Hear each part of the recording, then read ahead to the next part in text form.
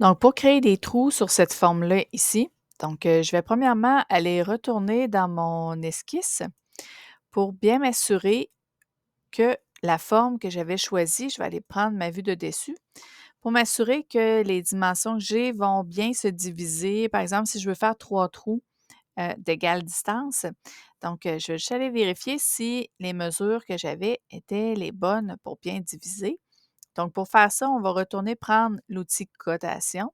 Donc, si j'ai une dimension de 50, donc 50 divisé par, 3, donc ça ne fonctionne pas super bien. Je vais aller me placer 52 parce que je vais avoir en fait 4 espaces entre, d'un bord à l'autre pour, mes dimensions et puis ici, bien ça va, je vais me placer dans le milieu, donc, de ma cote ici à 39, donc ça va être à peu près dans le milieu. Je pourrais même me mettre, environ 40, admettons, pour être avec des chiffres justes. Lorsque j'ai terminé ces modifications-là, je clique sur le crochet vert parce que mon esquisse est terminée. Je reviens sur ma vue isométrique et là, je vais aller placer mon nouveau plan de travail pour faire mon dessin. Donc, en cliquant sur esquisse et je vais choisir la vue de dessus, donc le dessus de ma surface parce que c'est l'endroit où je vais aller faire mes trous. Je reviens sur ma vue de dessus et là, je vais aller me tracer en fait des lignes pour bien, trouver mon centre et faire placer mes différents trous que je vais percer. Donc, vous voyez lorsque je suis au-dessus d'une ligne, on m'indique en fait avec un petit carré comme ça ici que je suis au milieu de ma ligne. Donc, en cliquant et après ça, en allant de l'autre côté, je vais être au milieu,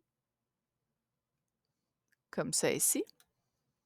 Donc là, je viens de tracer ma ligne du milieu. Je vais aller me tracer, je fais Escape pour quitter l'outil ligne. Oups, ça n'a pas fonctionné. Je reviens comme ça ici. Je vais aller cliquer sur mon outil ligne pour aller tracer mes autres lignes. Donc, je les trace un peu à n'importe quelle distance. Ici, je m'assure, vous voyez les 2 symboles, donc j'ai le symbole perpendiculaire et sur la ligne. Donc, ça veut dire que je peux tracer ma forme. Ensuite, je vais aller cliquer encore sur mon outil ligne pour tracer mon autre ligne ici. Puis, ma troisième ligne. Donc, j'ai vraiment 4 espaces comme ça ici. Donc, oups, je vais être une ligne de trop.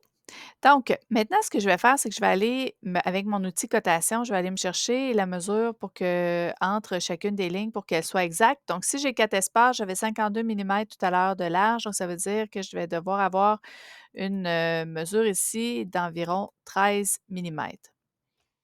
Donc, pour chacune de mes lignes, je vais venir les positionner comme ça à 13 millimètres. Et la dernière, normalement, devrait se faire tout seul. Parce que je vais avoir c'est ce qui va me rester, en fait, à la fin. Et pour valider, ici, je devrais avoir 13 aussi, c'est bien ça que j'ai.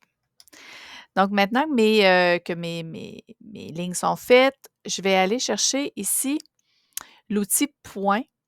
Donc pour placer un point à chaque intersection de mes lignes, parce que c'est les endroits où je vais faire mes trous. Donc, mes petits points sont faits. Donc, mon esquisse est terminée. J'ai placé mes 3 points, c'était le but de l'esquisse. Donc, je clique sur mon crochet vert ici. Donc, j'ai mes 3 points qui sont là. Maintenant, l'outil que je vais utiliser, c'est l'outil perçage qui se trouve ici. Donc, avec l'outil perçage, je vais aller sélectionner les 3 endroits où je veux percer. Donc, 1, 2 et 3 ici. Et puis là, je peux donner la dimension, donc la largeur, en fait, le diamètre de mon trou et la profondeur aussi. Donc, moi, je vais avoir une diamètre de 10 millimètres et une profondeur de 20. Ça fait mon affaire. Donc, je clique sur le crochet vert et lorsque je reviens en vue isométrique, donc on peut bien voir ici donc que mon objet a été percé 3 fois.